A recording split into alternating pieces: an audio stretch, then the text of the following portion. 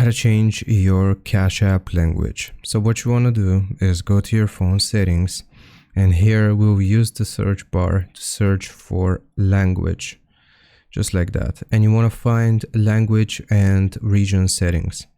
Click on language and region settings. And here, depending on which is your first language, that's what Cash App is going to take. So for example, if we want to add or change the language, we'll click on add language here, and we can choose from any of these languages that we want to change our Cash App to. Now, once you have the language added, what you want to do is click or press and hold on the 3 lines here next to the language and move it on top of the other.